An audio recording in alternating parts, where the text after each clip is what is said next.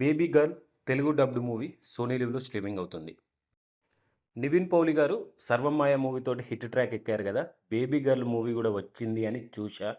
చూసిన తర్వాత ఎందుకు చూశానురా నాయనా అనిపించింది. 'బేబీ గర్ల్' మిస్ అయ్యిద్ది. దాని తర్వాత ఇన్వెస్టిగేషన్. ఈ ఇన్వెస్టిగేషన్ మనకు ఫస్ట్ హాఫ్‌లోనే ఎండింగ్‌కి వస్తది.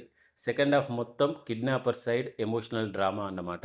సో, ఇక్కడే మనకు మూవీ తేడా కొట్టేస్తది. ఫస్ట్ హాఫ్‌లోనే నువ్వు మొత్తం చూపిస్తే మరిక సెకండ్ హాఫ్‌లో చేసేదేముంది? ఏమీ లేదు. ల్యాగ్ తప్ప. ఇక పోలీసుల గురించి చెప్పాలి భయ్యా ఈ మూవీలో. మామూలు కామెడీ ఉండదు. వాళ్ళు బొలేరా యేసుకొని తిరగడం తప్ప ఏ మాత్రం ఇన్వెస్టిగేషన్ చేయరు. ఈ మూవీ చూసినప్పుడు నేను అనుకున్నా సెకండ్ హాఫ్‌లో ఒక సీన్ చెప్పాలి అని.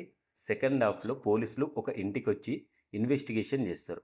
ఇన్వెస్టిగేషన్ చేస్తే ఆ ఇంట్లో వేరే రూమ్‌లో నుండి కిడ్నాపర్ బేబీ గర్ల్‌ని కిడ్నాప్ చేస్తాడు. అరే! పోలీసులు అదే ఇంట్లో ఉంటారు. బట్ అదే ఇంట్లో నుండి కిడ్నాప్ చేస్తాడు. ఇదేం రైటింగ్ రా బాబు! అంటే పోలీసులని మరీ అంత దారుణంగా చూపెట్టాలా? అసలు వాళ్ళకి ఇన్వెస్టిగేషన్ రాదు అన్నట్టు చూపెట్టాలా? లేకపోతే మూవీని సాగదీయడానికి నువ్వు అలా తీశావా గానీ, ఆ ఒక్క సీన్ చాలు భయ్యా సినిమా మీద ఇంట్రెస్ట్ మొత్తం పోవడానికి. ఇక 'నివిన్ పౌలి' గారి క్యారెక్టర్ అయితే టోటల్లీ అండర్ ప్లే క్యారెక్టర్. ఆయన ఒక బేసిక్ క్యారెక్టర్ ఆర్టిస్ట్ క్యారెక్టర్ చేసిండు ఈ మూవీలో. ఏ మాత్రం స్కోప్ లేని క్యారెక్టర్ అది. క్లైమాక్స్ గురించి మాట్లాడుకోవాలి. నువ్వు ఫస్ట్‌లో బేబీ గర్ల్ మిస్ అయింది. ఇన్వెస్టిగేషన్ చేసినావు. ఇటు నివిన్ పౌలి వెతుకుతూ ఉంటారు. అటు పోలీసులు వెతుకుతూ ఉంటారు. ఈ క్లైమాక్స్ కోసమా? ఈ క్లైమాక్స్ కోసం ఈ 2 అవర్స్ మూవీ తీసినావా? ఓకే. క్లైమాక్స్ కొత్తగా అనిపించడానికి, ఎమోషనల్‌గా అనిపించడానికి తీశావు అనుకోవచ్చు. బట్ ఎమోషనల్ కనెక్ట్ మాకు కావాలి గదా! అది వర్కౌట్ అవ్వలేదు. అది కూడా ఏదో సినిమాకి కొద్దిగా నెగెటివ్ ఎండింగ్ ఇవ్వాలన్న ఉద్దేశ్యంతోటి తప్ప అదంత వర్కౌట్ అవ్వలేదు భయ్యా.